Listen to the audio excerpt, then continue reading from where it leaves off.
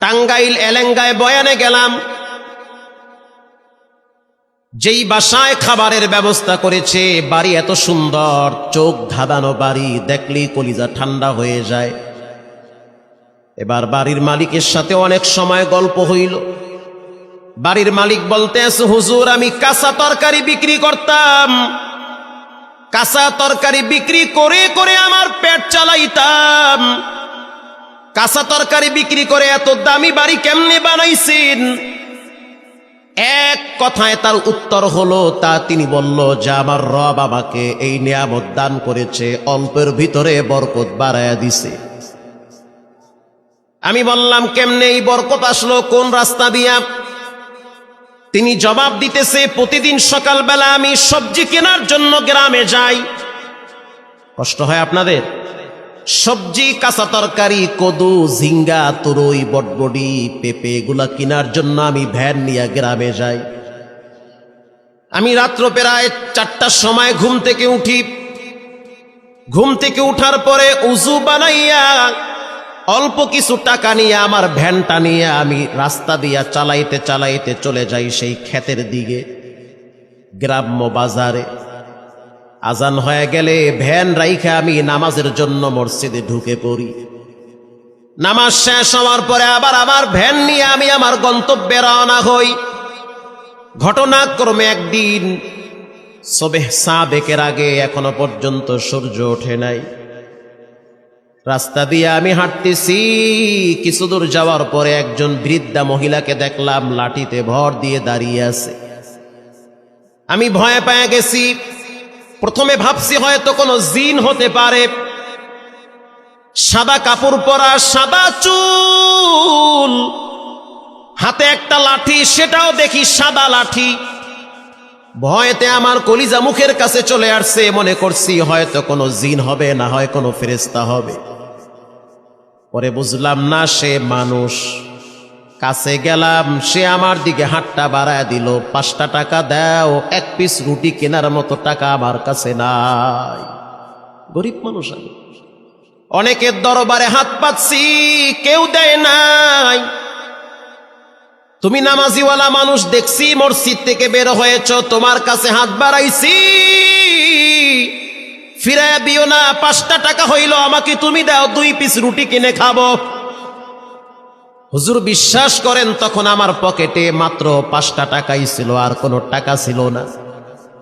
আমি সিদ্ধান্ত নিলাম, ফজরের নামাজ পড়ছি, মনটাও ভালো লাগতেছে। একজন গরিব মহিলা মানুষ 5টা টাকার জন্য হাত বাড়াইছে, যাক আজকের সকালের নাস্তা আমি করব না, 5টা টাকা আমি তাকে দান করে দিলাম। যখন 5 টাকা তার হাতে দিলাম, সে আমাকে বলল, বল তোর কি লাগবে?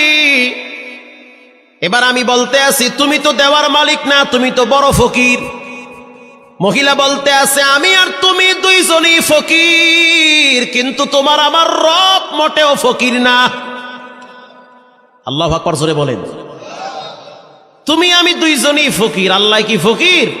সে তো ফকির না। হুজুর কথাটা শোনার সাথে সাথে আমার কলিজার ভিতরে কে যেন একটা পার মারছে। আসলেই তো আমিও ফকির, উনিও ফকির। ধনী কে? আল্লাহ তাআলা। কাদেরে কুদরত দারি বরকামাল, আনতা রব্বি আনতা হাসবি জুল জালাল। যেটা কেউ পারে না, সেটা পারেন কে? আল্লাহ পাক। হুজুরের পরে দেখলাম মহিলাটা 2টা হাত উপরের দিকে তুলে দিছে। দেওয়ার আগে আমি আমার ওই বুড়ি মহিলাকে বললাম যে, তুমি একটু দোয়া করো যে আল্লাহ যেন আমার একটা বিল্ডিং বাড়ি করার তৌফিক দেয়, কারণ আমার ঘরে একজন তোমার মতো মা আছে। বৃষ্টির পানিগুলা যখন পড়ে, আমার মায়ের মাথায় গিয়া পানির ছিটা পড়ে। তুমি মুসাফির মানুষ, আমার জন্য একটু দোয়া করো যেন রব্বুল আলামিন আমাকে একটা ঘর করার তৌফিক দেয়। কারণ টিনের ভাঙ্গা ঘর, পানির ছিটা পরে পরে রাত্রিবেলা আমরা ঘুমাইতেও পারি না। এমন গরিব সমাজে আছে না? নাই। সামর্থ্য নাই একটা বাড়ি করবে। এবার বুড়ি মহিলা 2 হাত তুলে দিয়া বলতে আছে, আল্লাহ, এখনো পর্যন্ত সকালের সূর্য উঠে নাই, এখনো পর্যন্ত দোয়ার দরওয়াজা ক্লিয়ার আছে। আল্লাহু আকবার। আমি একজন বুড়ি মহিলা, জানি আমি দুর্বল, তুমি তো মোটেও দুর্বল না। অতএব তুমি আমার দোয়াটা কবুল করে নাও, এই সবজিওয়ালার জন্য ভালো একটা বাড়ি করার তৌফিক দান করো। হুজুর বিশ্বাস করেন, এরপর থেকে প্রতিদিন আমার ইনকামের ভিতরে কেমনে জানি আল্লাহ পাক ডাবল বরকত বাড়ায় দেয়। আমি আস্তে আস্তে কিছুদিন পরে দেখলাম ব্যবসায় খালি উন্নতি হচ্ছে। 4-5 দিন পরে আমি ভ্যান বাদ দিয়া টমটম নিলাম, মাল বোঝাই করে ঢাকায় পাঠাই। যখন দেখলাম টমটমেও সাপ্লাই দিয়া কুলাইতে পারি না, তারপরে আমি পিকআপ নিলাম। পিকআপে মাল লোড করে যখন কুলাইতে পারি না, তারপরে আমি ট্রাক লোড করলাম। কন্টিনিউ এখন প্রতিদিন 8-10 ট্রাক আমার সবজি কারণ বাজারে চলে যায়। আর আল্লাহ পাক এত বরকত দিয়েছে, প্রায় 2 কোটি টাকা খরচ করে আমি এই সুন্দর বাড়ি বানিয়েছি। আরো জোরে সুবহানাল্লাহ। দেওয়ার মালিক কে? আমি আপনাদের পাশে এক এলাকায় আসছিলাম, নন্দীগ্রাম ধন্দার বাজার মনে হয়, ধন্দার একটা আছে না, একদম বাজারে, এই গত সপ্তাহে মনে হয় ধন্দার বাজার। সেখানে একজন ব্যবসায়ী আছে, তিনি শ্যামবাজারে আলু পাঠায়। আলু আছে না আপনার দেশে? আলু দেখতে মনে হয়েছে খয়রাতি। ওরে আল্লাহ, দেখি কয়েক কোটি টাকার মালিক। দেখলে মনে হয় না, মনে হইতেছে ওই খেদ্দে উঠতেছে। পরে দেখলাম কন্টিনিউ তার কয়েক ট্রাক আলু ঢাকায় ঢুকে দৈনিক এই সিজনে। আল্লাহু আকবার। তিনি আমার হিসাব দিল, হুজুর আজকে আমার লাভ হয়েছে 2 লক্ষ টাকা। 2 লাখ পুরা মাহফিলের খরচ আমি একাই দিই। আল্লাহু আকবার। একদিনের লাভ। তিনি আমার টেলিফোন করছে, হুজুর কদ্দুর আইছেন? গত জুমার দিন। আমি বললাম যমুনা পার হইছি। আমি তো মির্জাপুর একটা জায়গা আছে না, মির্জাপুর বাজারে আছি আমি তো বেটাইমে মির্জাপুর কে মাহফিলের কার্যক্রম চলতে আছে, আমার ব্যবসা তো বন্ধ নাই, সেটাও চলতে আছে। তার মানে কি? মানে হইছে আজকে আমি কয়েক ট্রাক আলু ঢাকায় পাঠাইছি। তখন বুঝলাম আল্লাহ পাক কাকে কোথা থেকে কিভাবে কপাল খুলে দিবে এটা কেউ জানে না, জানেন কে? আল্লাহ তাআলা। ওয়া আম্মাস সাইলা ফালা তানহার। কেউ যদি সাইল করে, না বইল না। যে তোমার কাছে হাত পাতে অবশ্যই তোমার চেয়ে সে দুর্বল। ঠিক না ঠিক? না বলিও না, কিছু দিয়া বিদায় দাও। আল্লাহ রাব্বুল আলামিন বলেন, ইয়াতলুনা কিতাবাল্লাহ, নিশ্চয়ই যারা কোরআন তেলাওয়াত করে, ওয়া আকামুস সালাহ, 2 নম্বরে যারা নামাজ পড়ে, ওয়া আনফাকু মিম্মা রাযাকনাহুম সিররা ওয়া আলানিয়াতান ইয়ারজুনা তিজারাতান লান তাবুর। 3 নম্বরে যারা আল্লাহর রাস্তায় দান করে, 3 গুণ যার ভিতরে থাকবে, রব্বুল আলামিন বলেন সে সফল, তার ব্যবসা ফাটা লাগবে না। চিৎকার বের বলেন আল্লাহু আকবার। সে সফল, কামিয়াবি। এজন্য ভাইরা আমার, কোরআন তেলাওয়াত কখনোই অবজ্ঞা করা যাবে না। নিয়মিত কোরআন নিজেও পড়েন, সন্তানদেরকে পড়ান। বর্তমান শিক্ষানীতি ভয়াবহ শিক্ষানীতি। মনে করিয়েন না যে ফকিরের ছেলে মেয়ে মাদ্রাসায় পড়ে। না না, আমি যদি আপনাকে লিস্ট দেই আপনি তো আশ্চর্য হয়ে যাবেন। বর্তমান কয়েক ডজন এমপি আছে যাদের ছেলে মেয়ে কোরআনের হাফেজ, আলেম। আমি কয়েকজনের নাম বইলা দেই। কুড়িগ্রাম রানিং বর্তমান যিনি এমপি, সদরের এমপি যিনি, তার 2 সন্তান, দুটোটাই কোরআনের হাফেজ, মাওলানা, মুফতি। সুবহানাল্লাহ। বাইতে গিয়ে কইেন। আমার আওয়াজ মনে হয় আপনারা বুঝেন না। সাউন্ড বুঝেন? অত ক্লিয়ার বোঝেন না, তাই না? না ভালো বোঝেন, সেটাও বুঝেন না। আওয়াজ যে বোঝেন না, সেটাও বুঝেন না। আমার কথা কি আপনারা বুঝেন? ভাই কথা বুঝে, আর আওয়াজ বুঝে? মাশাআল্লাহ, যাক আপনারা বুঝেন। এরপরে ময়মনসিংহ নাম শুনছেন না? মোমেন শাহী, এই যে সিংড়ার পরে, তাই তো? কাছে না দূরে? কত দূরে? ওই যে তারাস না, ওই ময়মনসিংহ অনেক দূর। সেখানে একটা থানার নাম আছে বালুকা, নাম শুনছেন না? এটা মাথায় দেয় না খায়, এলাকার নাম ভালুকা। সেই ভালুকার বর্তমান যিনি রানিং এমপি, যেমনে হোক এমপি হয়েছে তো, কথা কন না কা হয়েছে না? তার সন্তান কোরআনের হাফেজ, একটা মেয়ে ওটাও আলেমা হাফেজা। সুবহানাল্লাহ, আশ্চর্য হয়ে গেল। র্যাবের সিনিয়র অফিসার, কোরআনের হাফেজ, আলেম, কিচ্ছু লাগবে না। ঢাকায় মার্কাজুল ফুরকানে একদিন যায়েন, মুগদা একটা মাদ্রাসা আছে মার্কাজুল ফুরকান ইন্টারন্যাশনাল। আপনি ঢুকলে মনে হবে আর এক জগতে গেছেন গা। গিয়া দেখবেন ডিবির বড় বড় অফিসার বয়া রয়েছে ভাত লইয়া, র্যাবের বড় বড় অফিসার বসে আছে ভাত নিয়ে, ছেলেদেরকে ভাত দিতে আসছে। সচিব বসে আছে সন্তানের জন্য নাস্তা নিয়া।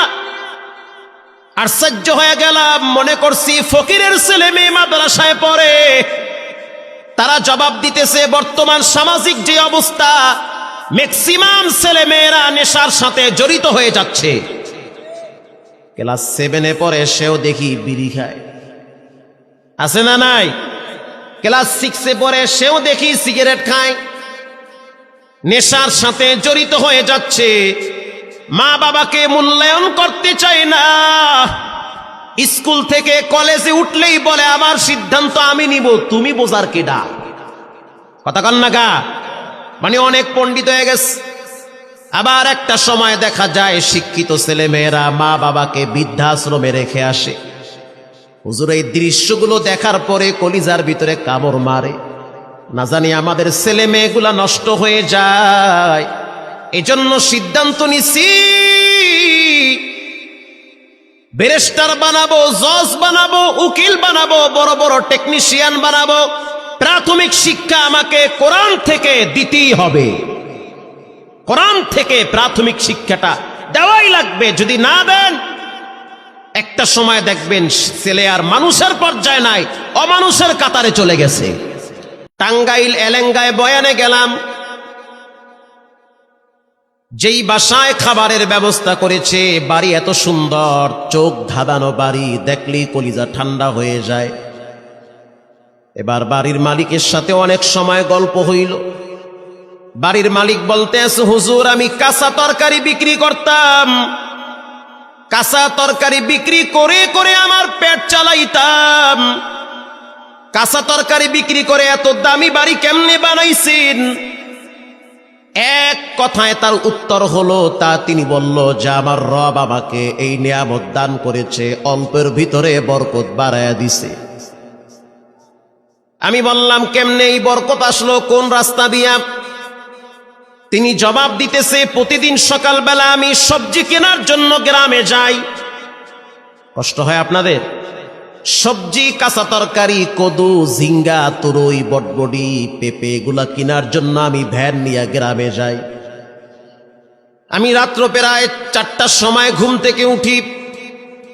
ঘুম থেকে উঠার পরে উজু বানাইয়া অল্প কিছু টাকা নিয়ে আমার ভ্যানটা নিয়ে আমি রাস্তা দিয়া চালাইতে চালাইতে চলে যাই সেই ক্ষেতের দিকে, গ্রাম্য বাজারে। আজান হয়ে গেলে ভ্যান রাইখা আমি নামাজের জন্য মসজিদে ঢুকে পড়ি। নামাজ শেষ হওয়ার পরে আবার আমার ভ্যান নিয়ে আমি আমার গন্তব্যে রওনা হই।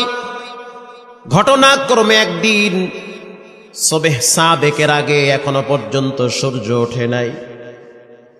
রাস্তা দিয়ে আমি হাঁটতেছি, কিছু দূর যাওয়ার পরে একজন বৃদ্ধা মহিলাকে দেখলাম লাঠিতে ভর দিয়ে দাঁড়িয়ে আছে।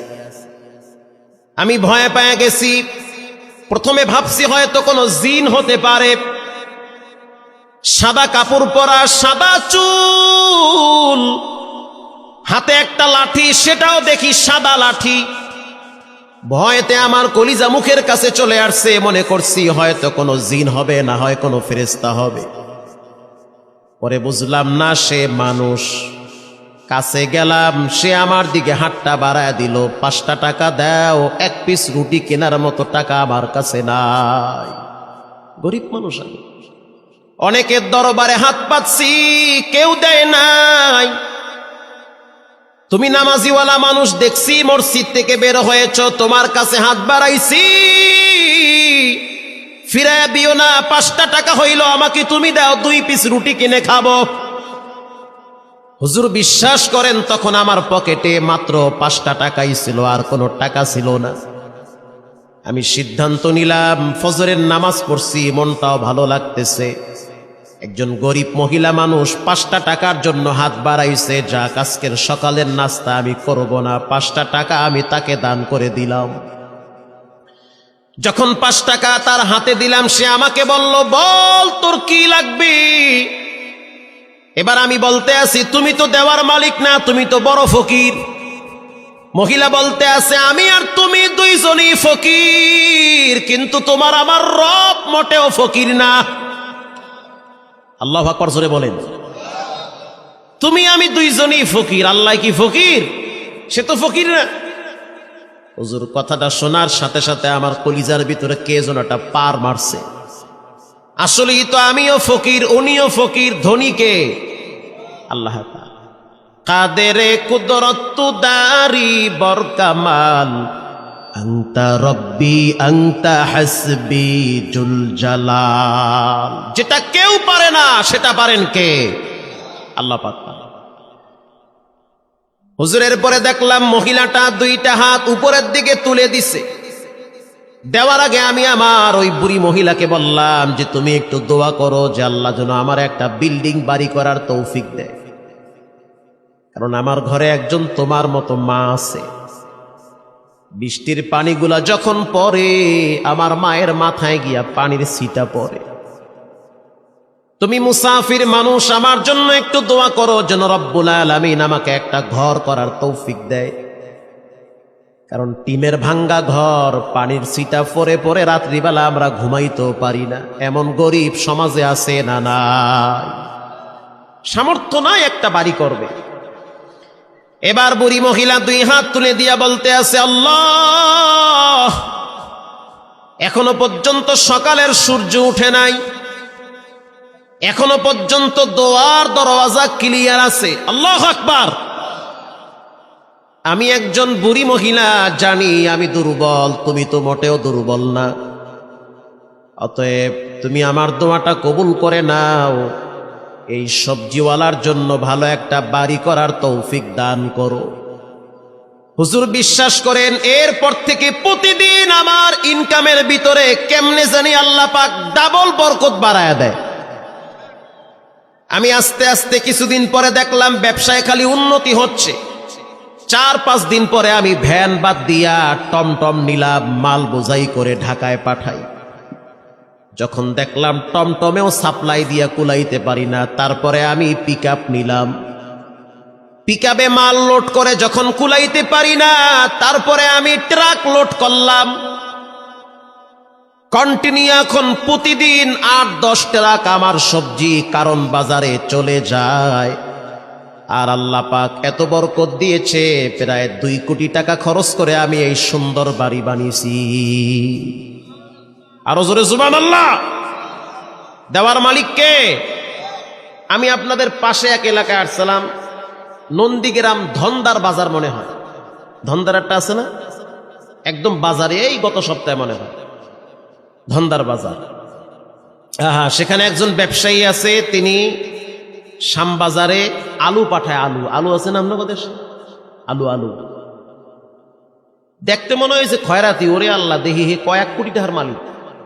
দেখলে মনে হয় না, মনে হইতেছে ওই খেদ্দে উঠতেছে।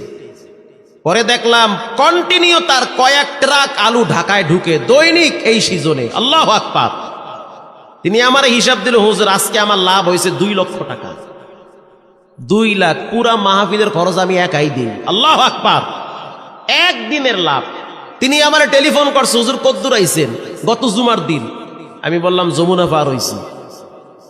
আমি তো মির্জাপুর একটা জায়গা আছে না, মির্জাপুর বাজারে আছে। আমি তো বেটাইমে মির্জাপুর কে? মাহফিলের কার্যক্রম চলতে আছে, আমার ব্যবসা তো বন্ধ নাই, সেটাও চলতে আছে। তার মানে কি? মানে হয়েছে আজকে আমি কয়েক ট্রাক আলু ঢাকায় পাঠাইছি। তখন বুঝলাম আল্লাহ পাক কাকে কোথার থেকে কিভাবে কপাল খুলে দিবে এটা কেউ জানে না। জানেন কে? আল্লাহ তাআলা। ওয়া আম্মাস সাইলা ফালা তানহার, কেউ যদি সায়েল করে না বইল না, যে তোমার কাছে হাত পাতে অবশ্যই তোমার চেয়ে সে দুর্বল। ঠিক না ঠিক? না বলিও না, কিছু দিয়া বিদায় দাও। আল্লাহ রাব্বুল আলামিন বলেন ইয়াতলুনা কিতাবাল্লাহ, নিশ্চয়ই যারা কোরআন তেলাওয়াত করে, ওয়া আকামুস সালাহ, 2 নম্বরে যারা নামাজ পড়ে, ওয়া আনফাকু মিম্মা রাযাকনাহুম সিররা ওয়া আলানিয়াতান ইয়ারজুনা তিজারাতান লান তাবুর। 3 নম্বরে যারা আল্লাহর রাস্তায় দান করে, 3 গুণ যার ভিতরে থাকবে রব্বুল আলামিন বলেন সে সফল, তার ব্যবসা ফাটা লাগবে না। চিৎকার বের বলেন আল্লাহু আকবার। সে সফল, কামিয়াবি। এজন্য ভাইরা আমার, কোরআন তেলাওয়াত